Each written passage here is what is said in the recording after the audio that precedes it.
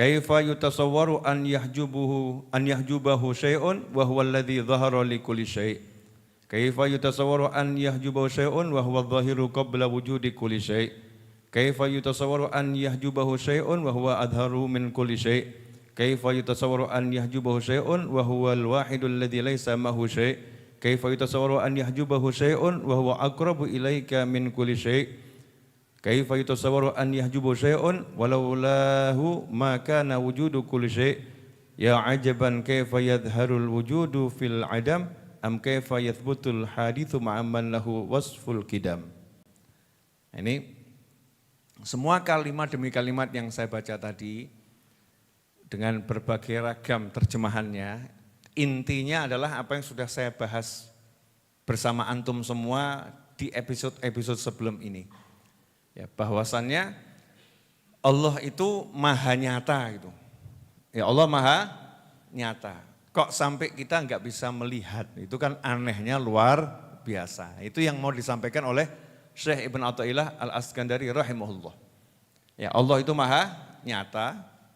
Jadi sungguh aneh kalau sampai kita nggak melihat kebesarannya Allah, nggak melihat kasih sayangnya Allah, nggak melihat pertolongannya Allah, nggak melihat kuasanya Allah, ya, nggak melihat bagaimana Allah itu memperhatikan kita.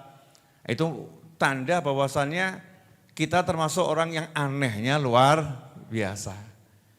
Ya contoh ada orang yang penglihatannya normal di siang hari atau penglihatannya normal di malam hari dikala purnama full moon. Terus orang mengatakan, wah itu bulannya indah banget ya, dia noleh ke arah langit, mana? Cuman tampak bintang-bintang itu. Jadi rembulan yang segede itu full moon gak kelihatan, dia cuma lihat bintangnya aja. Maka temannya yang di sebelahnya merasa heran, itu loh rembulannya, mana? Tidak ada. Yang ada cuma bintang. Orang itu dirasa mungkin lagi kesurupan kali ya. Kok sampai nggak bisa lihat rembulan yang terang benderang, yang kelihatan cuma bintang. Seperti anehnya, semoga kita tidak mengalami beberapa peristiwa yang dialami oleh saudara-saudara kita ketika tawaf. Ya, ada yang ketika tawaf itu nyari Ka'bahnya mana. Dia tawaf, ikut sama rombongan tawaf. Terus dia nanya Ka'bahnya mana, ditunjuk ini Ka'bah. Dia mengatakan mana, enggak ada Ka'bah di situ. Ini terjadi dan ada beberapa saksi yang ada dalam rombongan tersebut di beberapa tahun silam. Ya. Pernah terjadi semacam itu. Maka yang satu rombongan merasa aneh, yang Ka'bah begitu megah, berwibawa di hadapan kok enggak bisa kelihatan. Padahal pandangannya normal. Nah Allah subhanahu wa ta'ala ini Tuhan satu-satunya Tuhan kita semua. Pertanyaannya, mana karunia Allah yang enggak kita rasakan? Nah coba nih di sini, siapa yang enggak dapat karunia Allah? Semuanya dapat ya? Tapi cek, siapa yang enggak pernah ngeluh?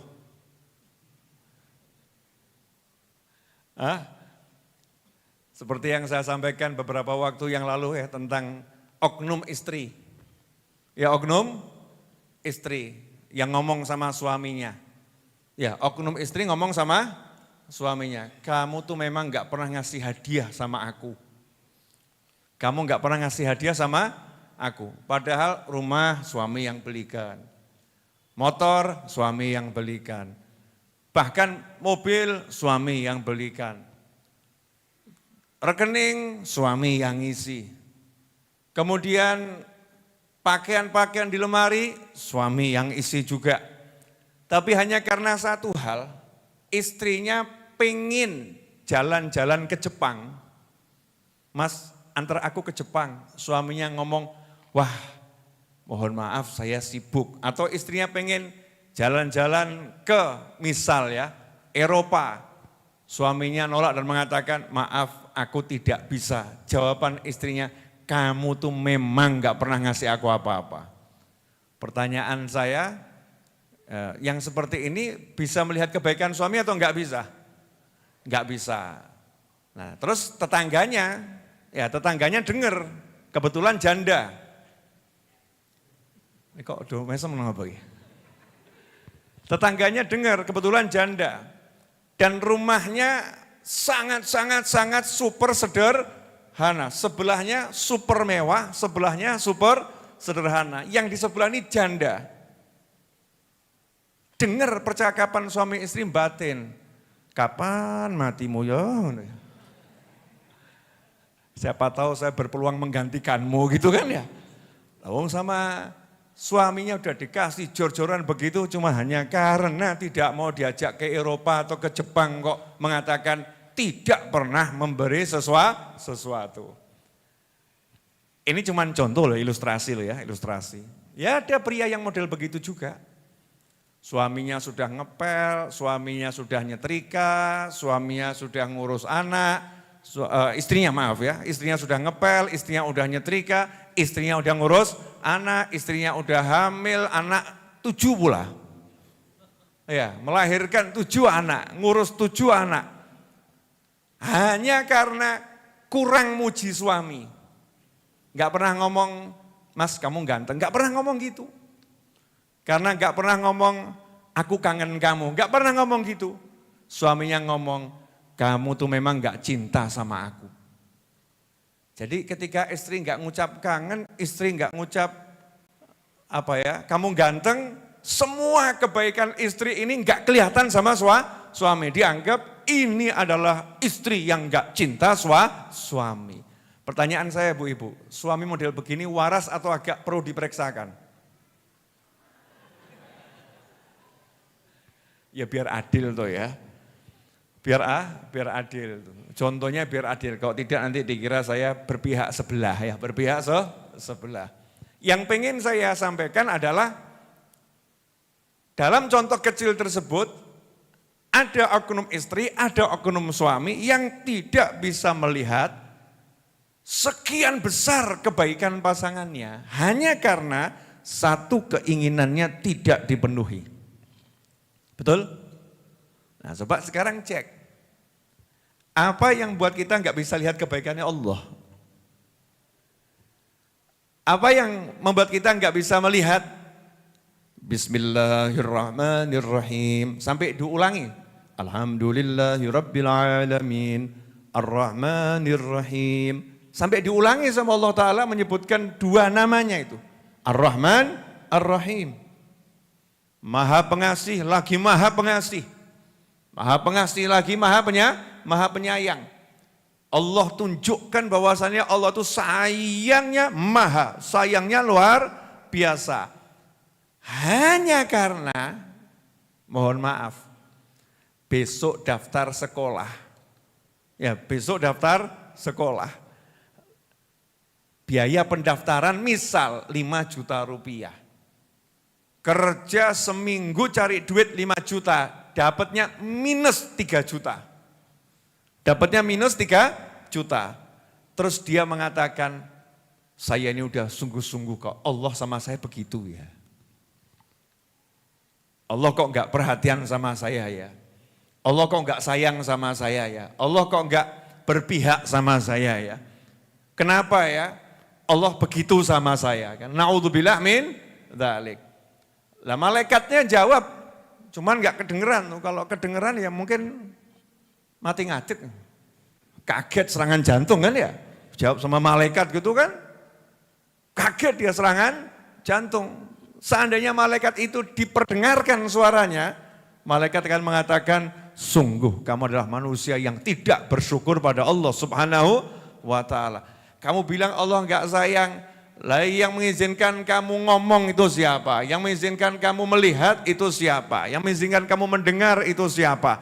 Yang mengizinkan kamu punya pasangan yang cantik jelita penuh sayang itu ya siapa?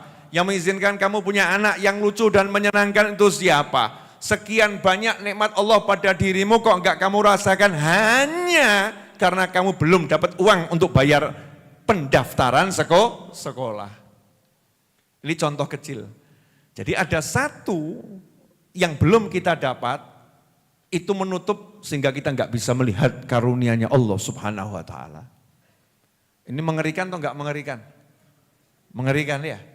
Jadi harusnya bagaimana? Kalau besok mau daftar sekolah, hari ini nggak punya duit. Gimana harusnya? Ini kok pada diem semua kenapa? Boleh saya kutip kalimat adik ipar saya? Boleh. Nah, ini kalimat adik ipar saya. Adik ipar saya itu ngomong, lah besok aja kamu sholat subuh nggak kamu pikir kok. Urusan daftar sekolah kok kamu pikir. Paham maksudnya enggak ini? Lah kita ini sekarang nggak mikir besok sholat subuh bagaimana ya, mau jamaahnya di mana ya, pakaiannya nanti untuk jamaah yang mana ya, nanti kira-kira saya mau berangkatnya sholat jam berapa ya, persiapan untuk sholat subuh itu nggak kita pikir, tapi kok urusan duit dipikir terus itu kan anehnya luar biasa. Seharusnya yang dipikir yang mana? Yang jelas kewajiban-kewajiban kita, kalau kewajiban sholat dipikir, ya insya Allah tuh nanti urusannya begitu-begitu nggak usah pakai mikir. Beres itu dengan sendirinya. Akan ada solusi dari Allah Subhanahu wa ta'ala. Tapi yang terjadi kita ini hanya karena satu belum dikasih, kita merasa Allah nggak pernah ngasih. Padahal saat ngomong begitu, semua yang ada di dirinya adalah pemberian Allah Subhanahu wa ta'ala. Seperti tadi perihalnya suami atau istri ngomong kamu enggak sayang aku, kamu enggak cinta aku, kamu enggak pernah ngasih. Padahal baju yang ngasih suami, baju yang nyetrikakan istri, kamar yang beli suami, kamar itu yang menghias istri. Tapi enggak bisa dirasakan oleh pasangan itu karena apa? Satu keinginannya enggak dikasih. Kalau begitu ada satu kata kunci ini. Gimana caranya kita bisa melihat kasih sayangnya Allah? Bagaimana caranya kita bisa melihat perhatiannya Allah? Bagaimana kita bisa melihat pertolongannya Allah Subhanahu wa ta'ala? Caranya cukup mudah. Hilangkan pengenmu. Selesai. Loh, ini rada aneh ya. Hilangkan pengenmu. Bu, punya pengen itu menyenangkan atau menyiksa?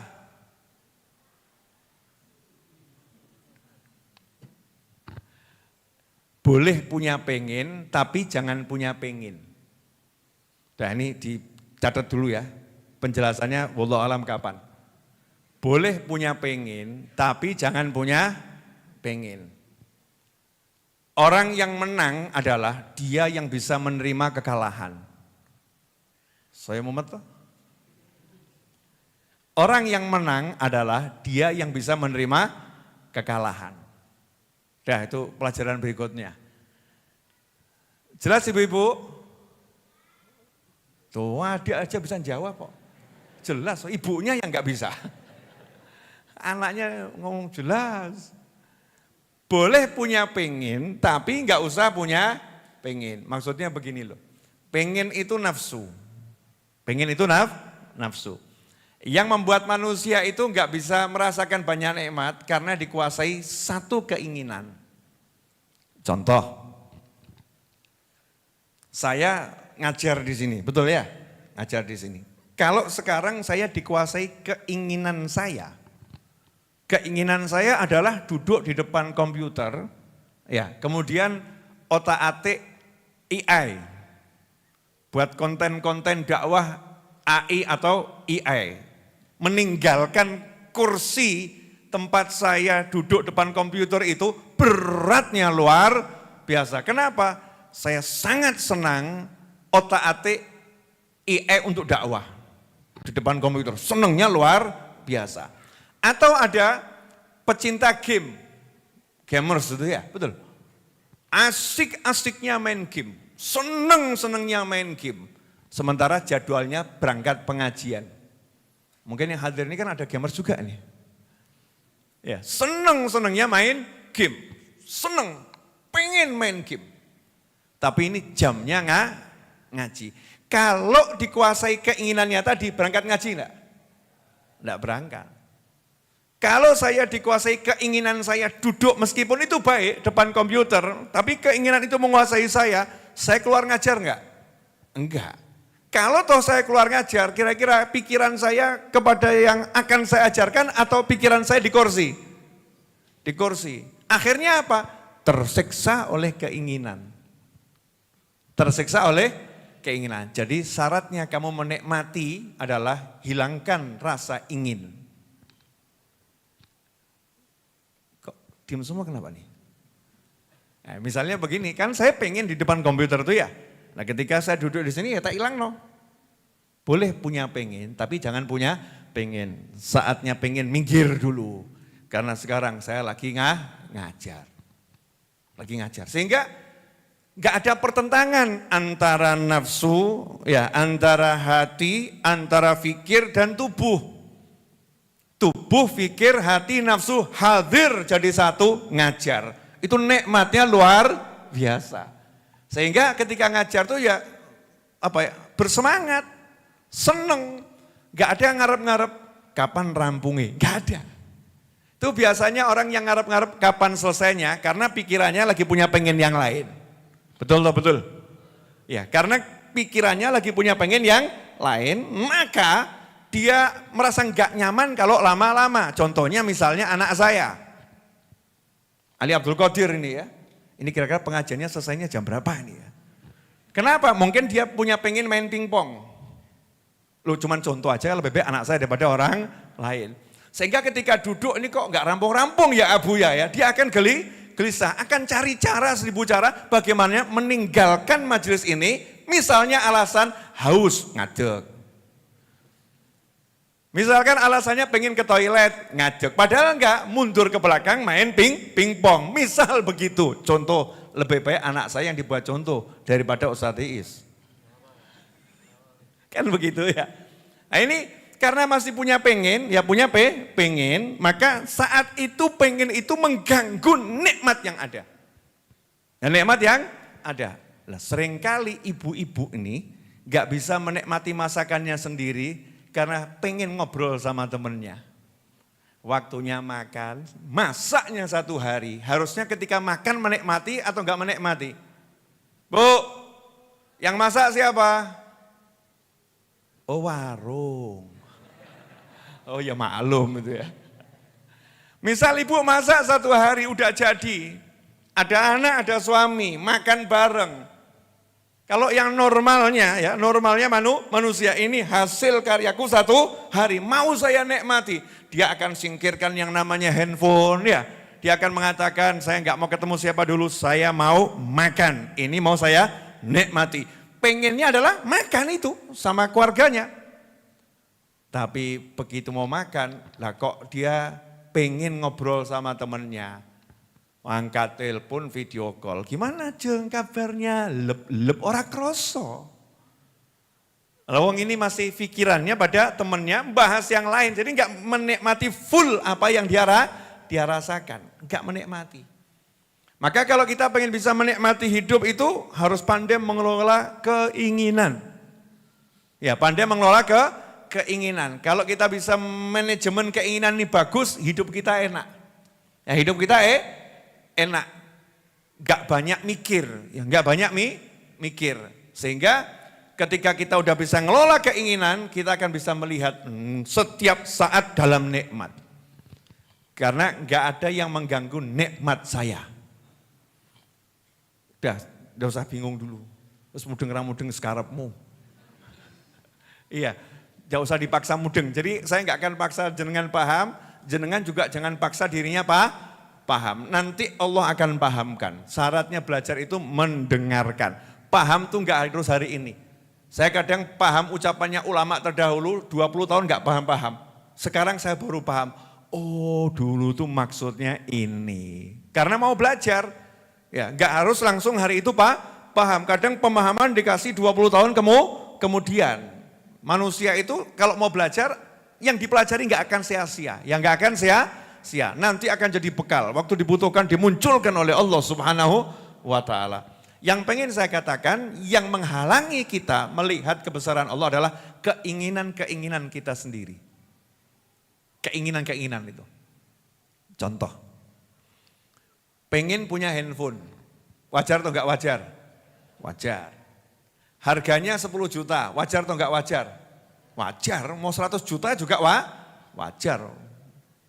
Ya, tapi enggak punya duit. Wajar atau enggak wajar? Wajar, mau cuman pengen kok.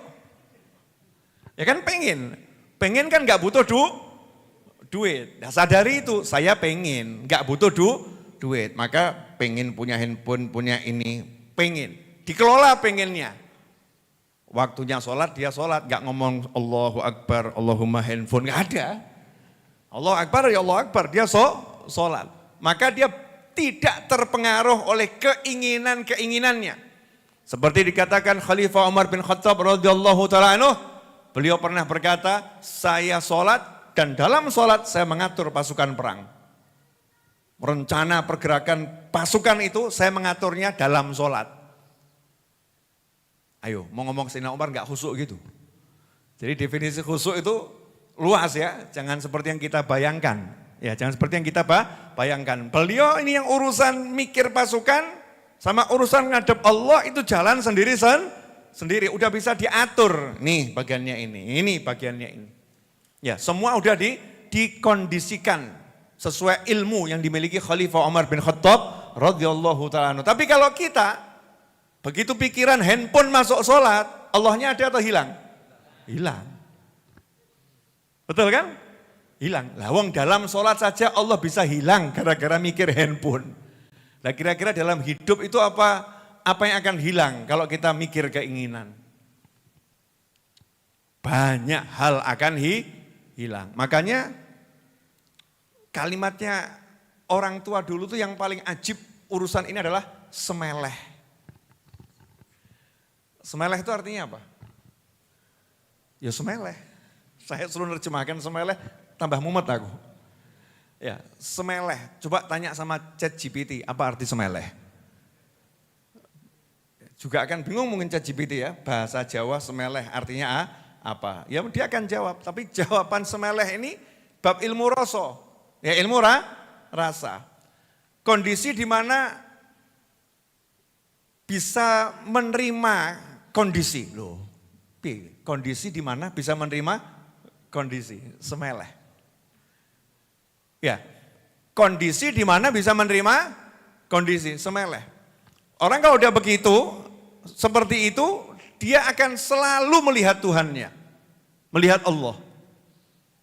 Nah sementara kita dalam sholat saja yang dilihat masih keinginan. Allahnya enggak kelihatan. Dalam hidup, di luar sholat, begitu selesai sholat yang dipikir keinginan. Sehingga yang dimiliki, yang udah diberi, gak kelihatan. Ada orang keluar dari pagi sampai sore ditanya, mau kemana? Cari kebahagiaan. Iki waras seporodok. Kamu mau kemana? Cari kebahagiaan. Kenapa? Hidup saya tidak bahagia. Saya mau cari kebahagiaan. Ngapura, ya, nyun ngapura saya, minta maaf yang sebesar-besarnya. Ngapunten, kalau ada orang bicara saya tidak bahagia, saya mau cari kebahagiaan. Kemudian saya lihat dia punya anak umur 2 tahun lucu. Pertanyaan saya, ini termasuk orang sakit atau orang waras? Hah? Punya anak umur 2 tahun lucu, dia bilang hidup saya enggak bahagia, saya mau cari kebahagiaan. Oknum ibu-ibu model begini banyak. Wajah saya tak garang no titik. Bu, anaknya lucu umur 2 tahun, anaknya lucu umur 3 tahun, anaknya lucu umur 4 tahun, anaknya lucu umur 5 tahun, anaknya menyenangkan umur 8 tahun. Cuman gara-gara suaminya nyebelin. Gara-gara suaminya itu ya rodok kurang ajar. Dia mengatakan, aku mau cari kebahagiaan. Hidupku penuh dengan derita. Pertanyaan saya, ini sakit atau waras? Sakit. Kenapa dikatakan sakit? Lah sama Allah dikasih kebahagiaan di depan mata, kok masih mencari kebahagiaan? Berarti dia gak nyari kebahagiaan, dia mencari keinginannya terpenuhi. Ya mencari keinginannya terpenuhi. Jadi anak lucu bukan keinginanku. Keinginanku adalah suami yang penuh kasih meluk aku. Keinginanku adalah suami yang menghargai. Keinginanku. Sehingga anak lucu, teman baik, rumah mewah, kehidupan yang menyenangkan dalam pandangan orang lain, buat dia itu semua enggak ada. Yang ada adalah aku punya suami yang nyebelin. Jadi aku akan keluar cari kebahagiaan. Jadi kebahagiaan itu artinya mau keluar cari suami baru, saudara-saudara. Ngeri atau enggak ngeri? Ngeri. Itu gara-gara apa tadi? Tertutup sama keinginan. Nah kalau kita bisa ngelola keinginan kan enak.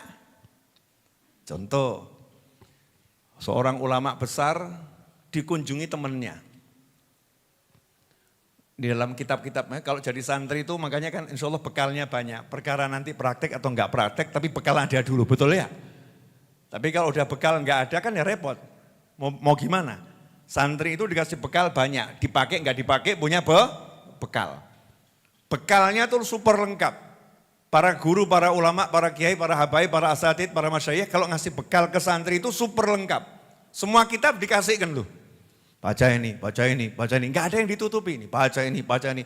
Sehingga punya database itu yang luar biasa. Contoh, umur 7 tahun diajari sama kiai.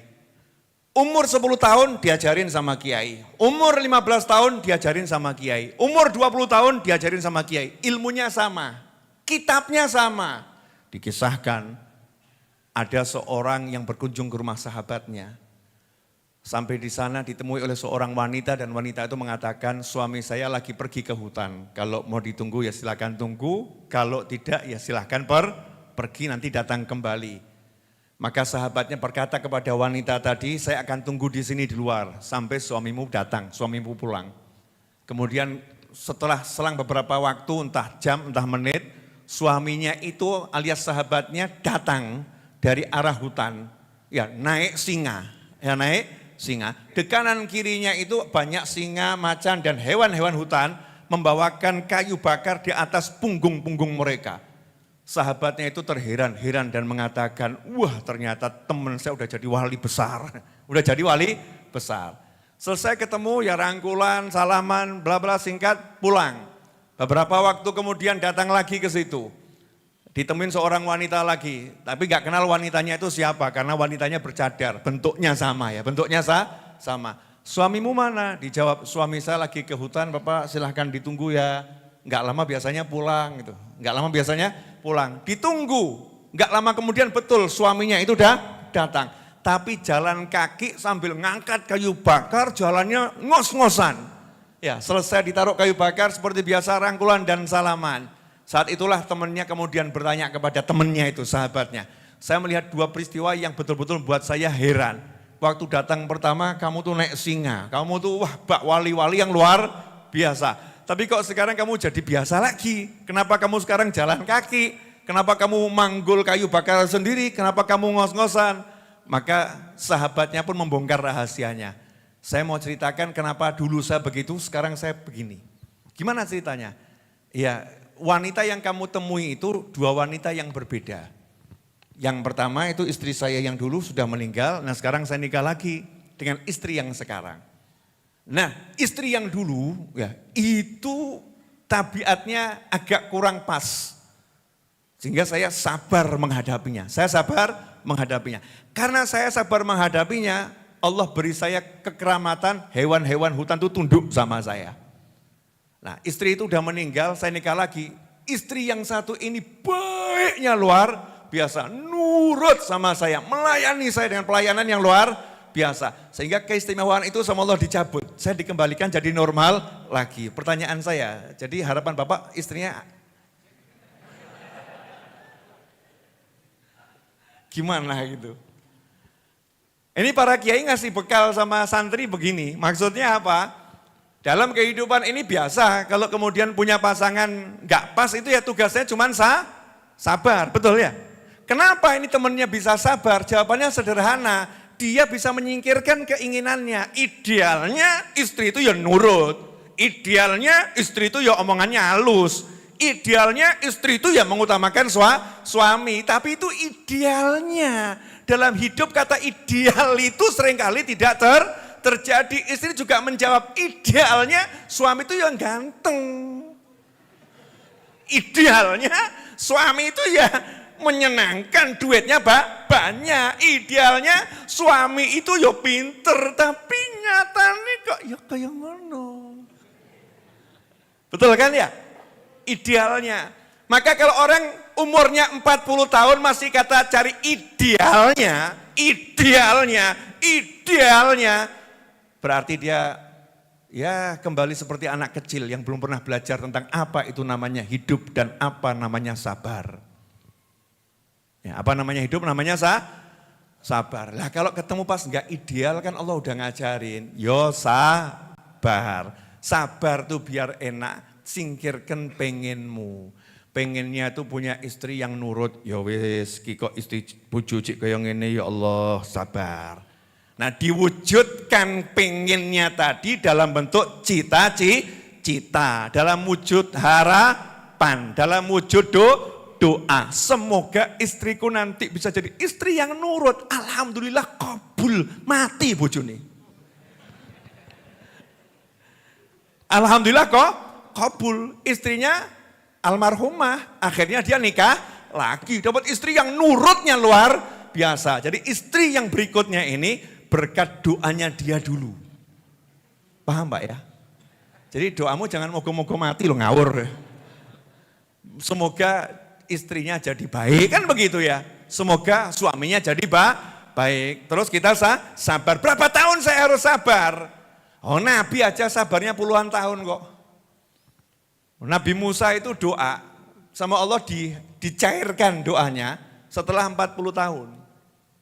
Ashabul Kahfi itu sabar tidur 309 tahun. Pengennya baru diwujudkan oleh Allah Subhanahu wa ta'ala. Kamu baru hidup 10 tahun, baru hidup 20 tahun.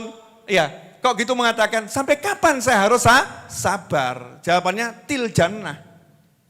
Ya, sampai nanti kamu meninggal dan masuk surga. Jelas ibu-ibu? Apa? Loh tuh jelas, anak kecil lagi loh. Bu, jelas enggak?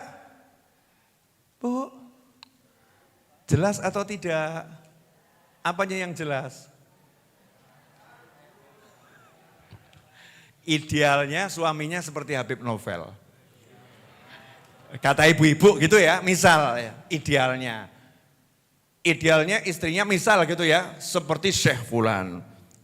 Idealnya istrinya, suaminya seperti Ustadz Fulan. Idealnya suaminya seperti Kiai Fulan. Idealnya suaminya seperti Gus Fulan. Misal idealnya, dapatnya suaminya sholatnya bolong-bolong. Setelah berjalan menikah 1 tahun kelihatan sholatnya bolong-bolong. Kemudian ya datang pengajian setahun sekali, Idul Adha, Idul Fitri, setahun 2 kali ya. Setahun 2 kali, Idul Adha, Idul Fitri itu pengajian. Ini kalau nggak belajar sabar, pengadilan agama tuh tiap hari mecat istri, mecat suami itu. Betul? Jadi tugasnya ustadz, ulama, kiai, habib itu yang ngajarkan idealnya begitu. Tapi hidup itu bukan tentang ideal. Tapi bagaimana kita bisa menyikapi hal-hal yang tidak sesuai keinginan. Clear? Apa? Ya empuh aku kok ngomong kayak gini. Karena banyak dalam hidup tuh enggak sesuai keinginan kita. Ana urid wa anta turid wallahu yaf'alu ma yurid. Saya pengen dan kamu punya pengen. Tapi keinginan kita tuh enggak ada artinya kalau enggak diiyakan sama Allah. Allah lah yang berkuasa menjalankan keinginannya. Maka kalau kita enggak rela dikondisikan oleh Allah dalam satu kondisi, berarti kita lagi menentang keinginannya Allah Ta'ala. Ngeri atau enggak ngeri? Ngeri. Nah maksudnya kita tuh rela kalau lihat lagi nggak bagus perbuatannya kita sabar nasihati, sabar ngajari, sabar nemenin. Nah itu namanya kita rela dengan apa yang ditentukan oleh Allah Subhanahu wa ta'ala. Saat itulah diri kita hilang karena keinginan kita hilang. Saat itulah Allah ada bersama kita. Makanya dikatakan innallaha ma'as sabirin. Sesungguhnya Allah bersama orang-orang yang sabar. Jelas? Udah ini pelajarannya sini dulu. Kabut-kabut kok tambah kabutan. Sekarang saya tambahi di luar tema, boleh? Tapi ya tetap nyambung. Ya di luar tema tetap nyambung. Kalimat yang tadi saya sampaikan dulu. Pemenang adalah dia yang bisa menerima kekalahan. Oh, Nanti buat quotes ya. Pemenang adalah dia yang bisa menerima kekalahan. Sementara kamu habis dimaki-maki orang. Ya, habis caci maki, habis dihina, habis diapain gitu ya. Tulis, pemenang adalah dia yang bisa menerima kekalahan. Dalam sebuah hadis, Nabi kita Muhammad SAW menyatakan, orang yang kuat itu bukan orang yang menang gulat. Iya, bukan orang yang pencak silat terus menang. Orang yang gulat kemudian mengalahkan musuhnya menang. Bukan itu, tapi pemenang adalah orang yang bisa mengalahkan dirinya. Bisa mengalahkan dirinya. Kalau udah bisa mengalahkan diri, kita pemenangnya. Walaupun kalah. Walaupun kalah. Contoh, Bu, pernah enggak merasa diperbudak suami? Kok yang jawab suami? Pernah enggak Bu merasa diperbudak suami? Suami itu ya cuman main perintah. Bajunya cuci. Kamar itu spray ganti. Anak-anak tuh mandikan ganti popok itu. Suami dudang-duding. Suami model begini ada atau banyak? Pelaku yang ngaku tuh ya. Banyak. Dudang-duding. Terlepas nih suaminya benar atau salah ya. Kita nggak bahas benar atau salah. Nah, korbannya ini istri merasa jadi korban. Kenapa saya diperbudak sama dia? Kenapa saya disuruh ngepel? Kenapa saya disuruh nyapu? Kenapa saya disuruh ngurus anak? Kenapa? Bukannya. Mulai nih setan masuk. Ayo setan masuk. Istri adalah ratu. Wes mulai. Ya, istri adalah ratu yang harus dipuja dan dipuji. Bukan dijadikan layaknya budak yang membantu. Aku dipersunting bukan untuk diperbudak, tapi untuk dijadikan ratu yang dihormati dan disanjung-sanjung setinggi langit. Setan masuk dari kanan, dari kiri, dari depan, dari belakang, dari atas, dari segala arah. Bung, ngono ki wong lanang. Ngono ki bojo, kuwi diktator. Masuk itu setan ya, setan. Oke, anggap saja suaminya salah. Ya anggap saja suaminya salah. Pertanyaannya, wanita ngepel rumahnya sendiri, bagus atau buruk? Bagus. Wanita bersihkan kotoran anaknya, bagus atau buruk? Bagus. Taat atau maksiat? Taat. Betul. Wanita ngosek WC, kamar mandinya atau bahkan kamar mandi kampung, baik atau buruk? Baik. Karena manfaat untuk diri keluarganya, manfaat untuk lingkungannya, manfaat untuk orang lain. Taat atau maksiat? Taat. Lah kalau kita direndahkan, tapi dalam kerendahan itu ada ketaatan, ruginya apa? Nah, muncul di situ. Yang merasa dirugikan itu adalah harga diri. Betul? Mana harga diriku? Itulah dalam syariat yang dikatakan al-hawa. Kalau dalam bahasa Indonesia ambil dari bahasa asing, itulah ego. Itulah ego. Tidak mau diperlakukan seperti itu padahal yang dilakukan semuanya baik. Seharusnya aku tidak begini. Seharusnya ini tugas suami, carikan pembantu. Seharusnya suami membantu aku. Seharusnya.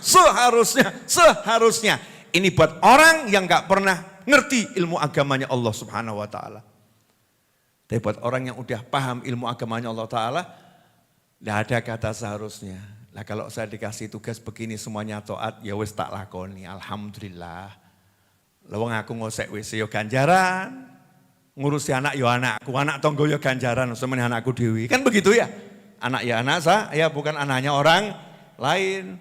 Orang mau mencemooh terserah, ini kesian diperbudak sama suaminya. Wih wanita-wanita korban suami, yo sak karepmu. Arep ngoceh ngomong model apa, yo sak karepmu. Sepenting Gusti Allah ridho. Fokusnya dia nggak ada kata orang, kata saya. Apa kata Allah? Oh, Allah seneng lihat saya begini. Allah seneng saya seperti ini. Maka dia akan melakukan semuanya itu dengan asyik. Allah seneng kok. Nah, kenapa itu jadi nggak asyik? Taat tadi ngurus anak, ngosek WC, bersihkan kamar, jadi nggak asyik, merasa diperbudak. Karena yang ditonjolkan adalah keinginan dirinya, bukan ridho Tuhannya. Pun paham? Halo? Bu, kok jadi diam semua kenapa ini? Sekarang saya balik kasusnya, boleh? Istrinya duitnya banyak. Istrinya duitnya banyak, punya 200 perusahaan. Iya, sugih. Wedok tenan nih. Punya 200 perusahaan. Suaminya juga punya duit. Ya juga punya duit, tapi kalah banyak. Kemudian istrinya ngomong, Mas, mohon maaf, saya tidak punya waktu untuk antar anak sekolah. Saya enggak punya waktu untuk ikut rapat-rapat di sekolahan. Saya enggak punya waktu untuk pagi hari ada di rumah nyuapin anak. Saya tidak punya waktu untuk, saya enggak punya waktu untuk, saya enggak punya waktu untuk. Tolong ya kamu yang ke sekolah. Tolong ya kamu yang ini, tolong ya kamu yang ini. Kebetulan suaminya ini dulu nyantri. Ya nyantri. Siap Dik, insya Allah aku akan bantu ngurus anak. Wah anak ya anakku dewi. Alhamdulillah, nanti kalau kamu pas selo, ya kamu temenin saya ya, atau kita gantian. Tiap hari nganter sekolah sing lanang. Ketemu di sekolah, ibu-ibu semua, mbok-mbok lanangnya dewe. Ya, 1 hari, 2 hari, 3 hari, berjalan 10 tahun, setane melebu. Lunting. Wong lanang kok kalah mbek wong wedok. Laki-laki kok kalah sama perempuan, kok mau diperintah-perintah perempuan. Ini setan atau malaikat nih? Setan. Seharusnya ini tugas wanita. Saya ngomong sopo? Sejak kapan dalam Islam ada tugas istri nganter anak sekolah? Gak ada. Carikan satu hadis, carikan satu fatwa ulama yang ada istri di rumah, suami yang pergi ke pasar, suami yang belanja, suami yang nganter sekolah, suami yang jemput dari sekolah. Memang begitu suami itu. Apa ya? Satu paket untuk semuanya. Kenapa? Lah wedok wis meteng, nglairno, nyusoni, mbok sekso kan ya kurang ajar. Maka kalau ada istri yang udah mau nganter anaknya sekolah, istri mau ngepel, mau nyapu, suami itu harusnya bilang apa? Suhu, terima kasih. Loh iya toh ya, harus dimuliakan luar biasa. Terima kasih, minta maaf saya belum bisa ngantar anak saya sekolah. Karena saya harus cari nafkah. Lah kalau kondisinya dibalik, ya ternyata suaminya yang pergi ngantar sekolah dan lain sebagainya, ya mestinya ngucap alhamdulillah. Ora patek rekoso uripku, gak paten kakean mikir, tambah bisa deket sama anak. Bisa kumpul sama anak, bisa ngerti anak, bisa lebih banyak di rumah. Kasihan istriku, kenapa dia belum bisa merasakan nikmat yang kurasakan? Itu kalau santri. Ya, pernah diajari kiai.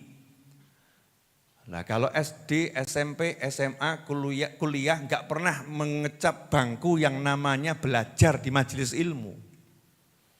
Yang ada adalah menurut norma masyarakat. Masyarakat yang mengantar anak sekolah ada tugasnya seorang istri. Nyuapin anak adalah tugasnya seorang istri. Maka kalau ada istri gak ngantar anak sekolah, istri gak nyuapin anak, istri yang seperti tidak menjalankan tugasnya sebagai seorang ibu. Setan ini ngakak, lanjut. Jos. Sehingga tiap hari dia berangkat sekolah nganter anak itu nggak pernah seneng. Karena ada hatinya, harusnya ini istriku bukan aku direndahkan sebagai seorang suami. Misal, atau kalau enggak, seharusnya dia nih, bukan aku. Dia enggak jalankan tugasnya, dia lebih mementingkan keinginannya. Ini namanya kita hidup ruwet mikirin orang lain. Jadi siapapun orang itu, ketika kita dalam taat pada Allah Subhanahu wa ta'ala, maka kita nikmatin itu. Ya, nikmatin itu. Contoh misalnya, Ustadz Iis nih, bagian musola, kan bagian terpenting di Majelis Ar-Raudhah, betul ya? Bagian musola. Lah kok kemudian Mas Agung, bagian dapur, urusan kopi jahe, Mas Agung, ngomong sama Ustadz Iis, Ustadz, tolong tuh kamar mandi santri belum dikosek, tolong kamu ngosek. Ustadz tolong tuh mobil belum dicuci, tolong kamu cuci Ustadz. Ini misal ya, Ustadz itu tolong tuh halaman belakang tuh banyak sampah belum dibuang, tolong kamu buang. Ini kita rada kurang ajar kayak gini. Ya, mungkin kalau menurut orang-orang agak kurang ajar, tapi buat semua orang yang tinggal di Majelis Ar-Raudhah, tugasnya yang di sini adalah ngabdi, nggak lihat posisi sopo sing selo, yoki sing ngelakoni, kan begitu. Ustadz Iis nyantai, Ustadz kok mosok teklekan hati. Aku Ustadz kok kon ngosek WC. Aku Ustadz kok kon buang sampah. Kowe ora ngergani aku kowe. Masya Allah, wedok tenan iki.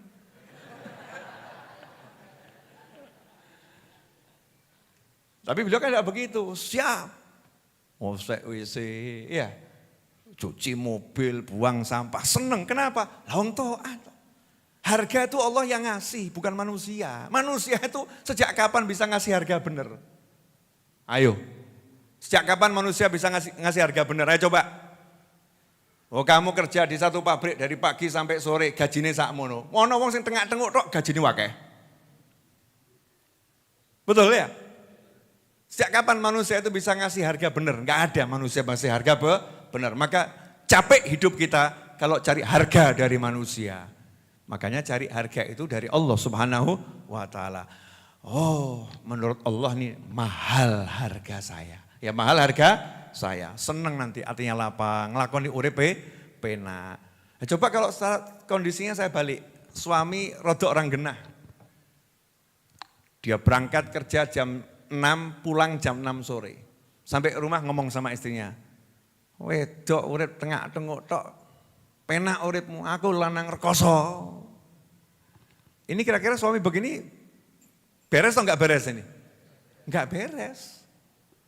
Loh, dia keluar dari pagi sampai sore itu walaupun capek, tapi semuanya itu pahala. Itu cari nafkah. Ya memang istrinya ya suruh tengok, mosok ngosek kono gini. Ini kalau dibalik ya, maka suami yang seperti itu juga sakit itu. Sakit. Wong dia dalam taat kok menderita, aneh tuh. Dalam taat kok menderita. Ini kalau kita udah paham cara ngotak-atik keinginan dan apa itu bagian ego di diri kita, sesuatu yang membuat kita itu jadi merasa besar itu bisa kita singkirkan, dikendalikan dan tundukkan. Hidup itu jadi enaknya luar biasa. Udah segitu dulu. Malam ini kebetulan di Gresik kan malam haulnya Habib Abu Bakar Gresik ya, Abu Bakar bin Muhammad Asgaf. Nah, kita di sini akan baca tahlil untuk beliau dan untuk yang lain. Ada banyak yang perlu kita doakan juga dari keluarga kita, sahabat kita yang sudah meninggal dunia. Biar majelisnya semakin barokah. Afdhalu dzikri fa'lam annahu la ilaha illallah. La ilaha illallah. La ilaha illallah. La ilaha illallah. La ilaha illallah. La ilaha illallah. La ilaha illallah. La ilaha illallah. La ilaha illallah.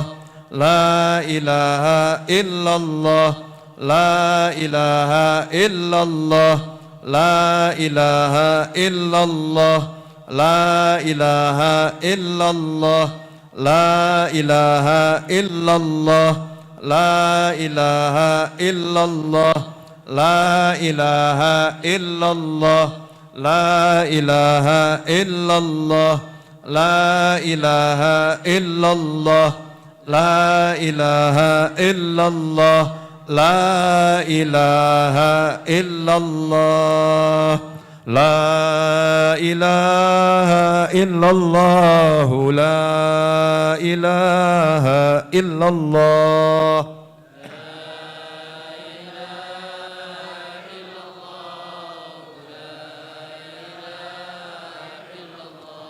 La ilaha illallah, la ilaha illallah.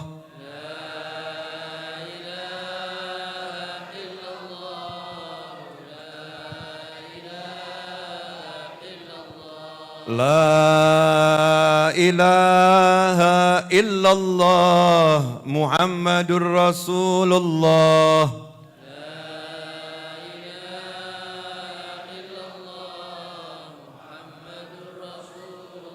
Allahumma salli ala Muhammad, Allahumma salli alaihi wa sallim.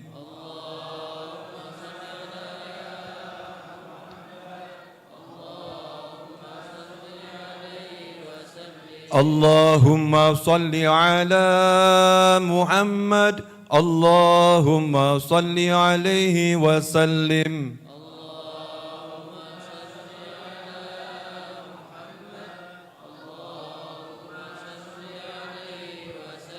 Allahumma salli ala Muhammad, ya Rabbi salli alaihi wa sallim.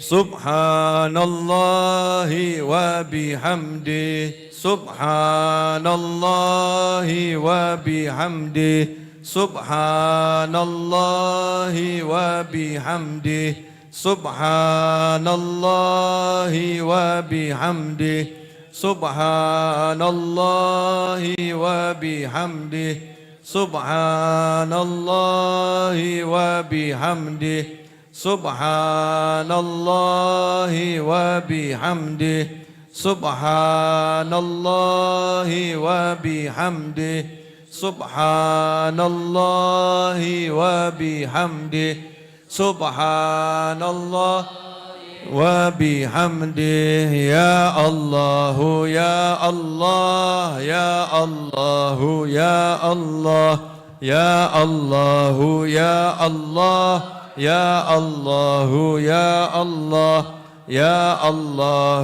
ya Allah, ya Allah, ya Allah, ya Allah, ya Allah, ya Allah, ya Allah, ya Allah, ya Allah, ya Allah, ya Allah. Allahumma salli ala habibika sayyidina Muhammadin wa alihi wa sahbihi wa sallim.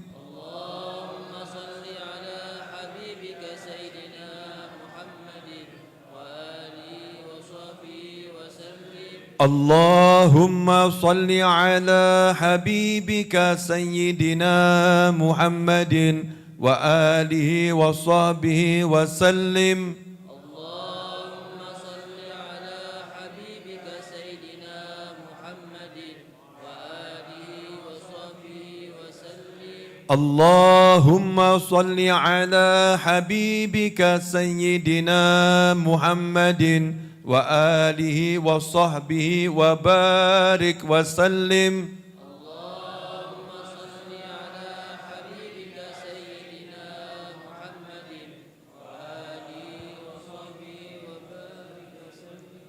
Al-Fatihah dan ayat kursi dan 3 kali surat Al-Ikhlas dan Mu'awwidhatain untuk Ruh Al-Habib Abu Bakar bin Muhammad As-Sagaf wa usulih furih dan teruntuk orang-orang yang kami tahlilkan di malam hari ini, dan teruntuk orang-orang yang telah meninggal dunia di antara keluarga antum, keluarga saya, keluarga kita semua, dan yang dahulu pernah hadir bersama kita di majlis ini. Wa ila hadratin Nabi SAW. Al-Fatihah. A'udzu billahi minasyaitonir rajim. Bismillahirrahmanirrahim. Alhamdulillahi rabbil alamin.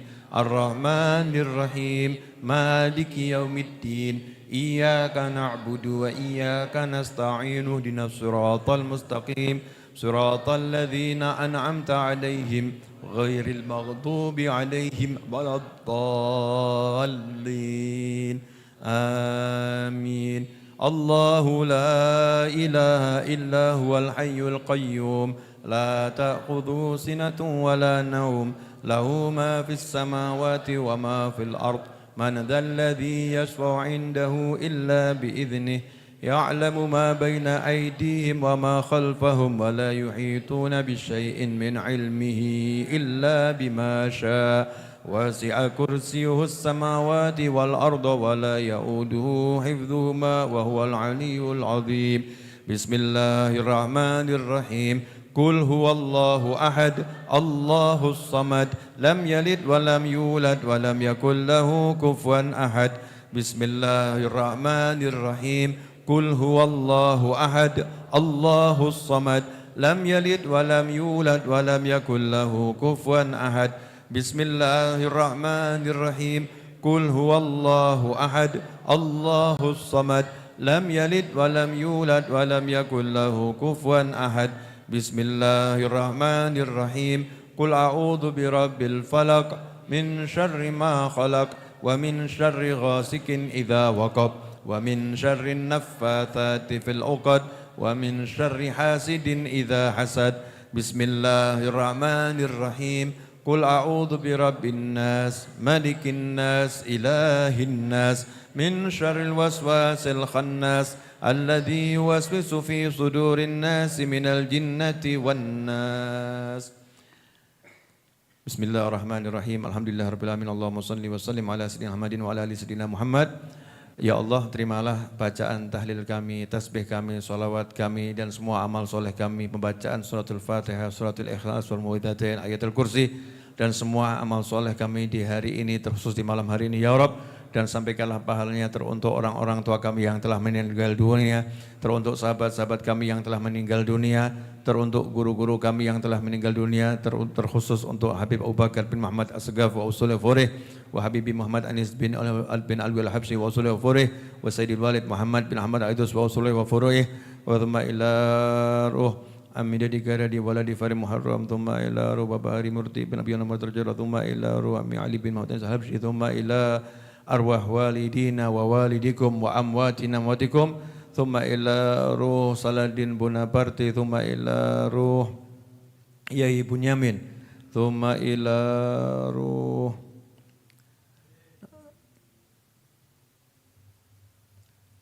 Bapak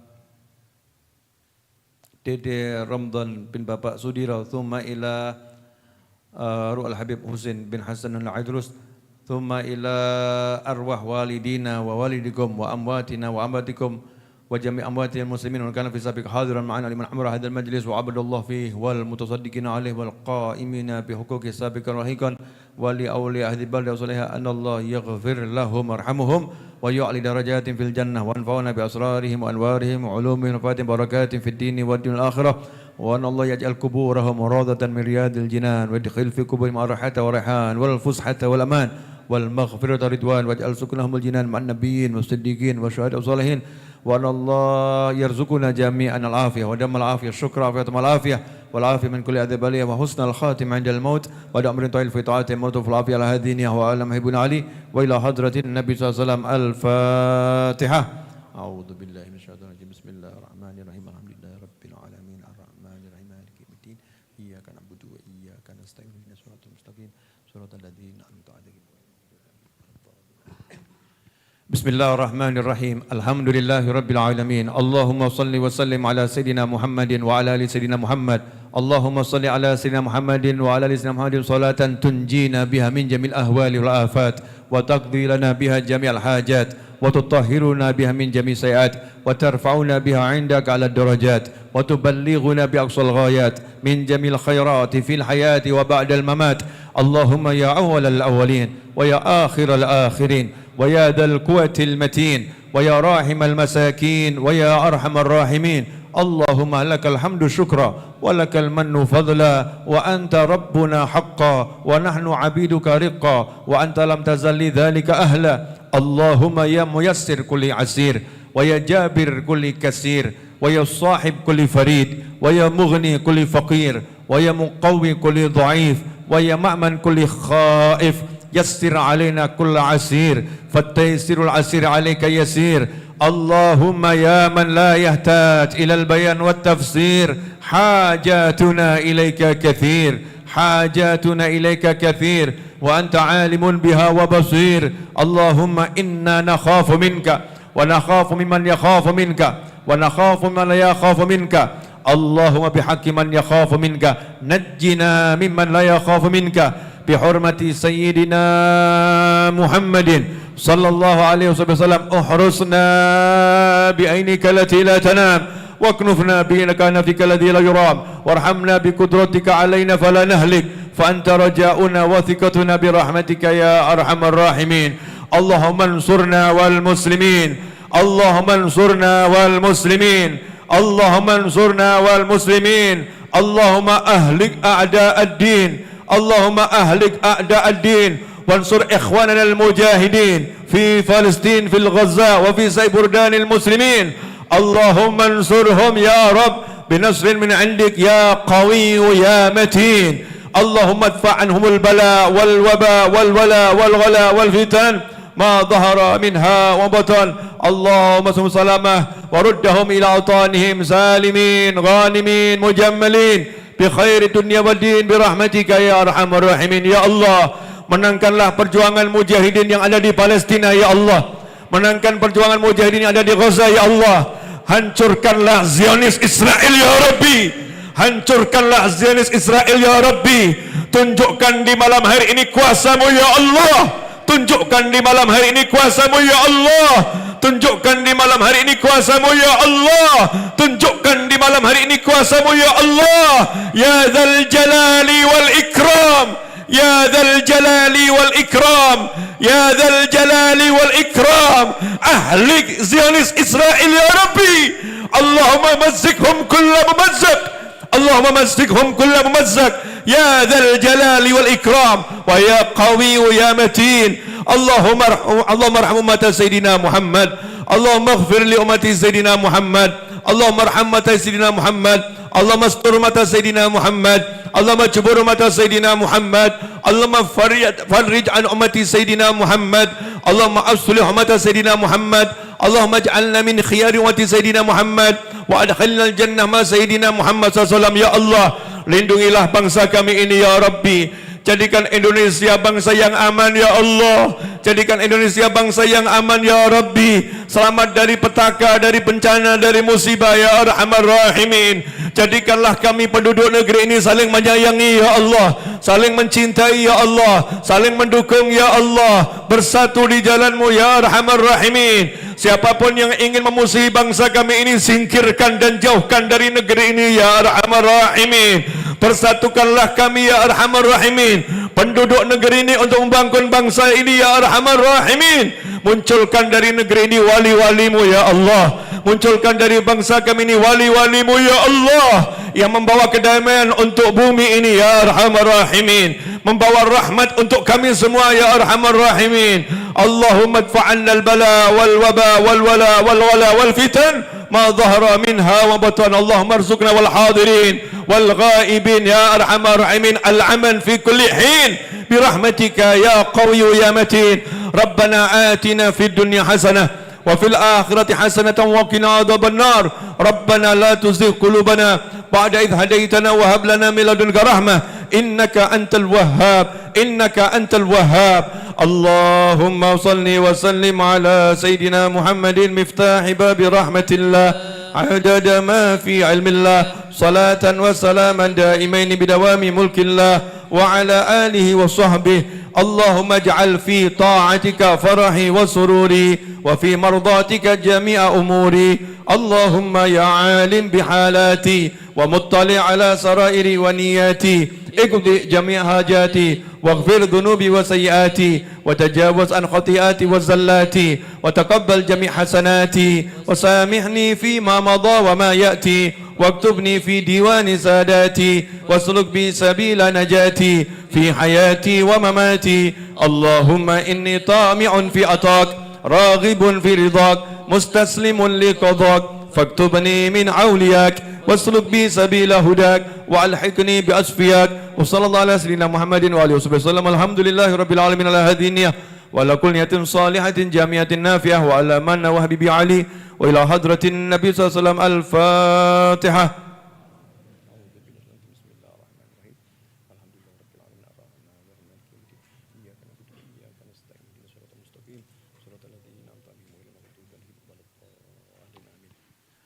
Semoga bermanfaat. Mohon maaf atas segala kekurangan, dinikmati hidangan. Insyaallah pekan depan kita bertemu kembali. Wassalamualaikum warahmatullahi wabarakatuh.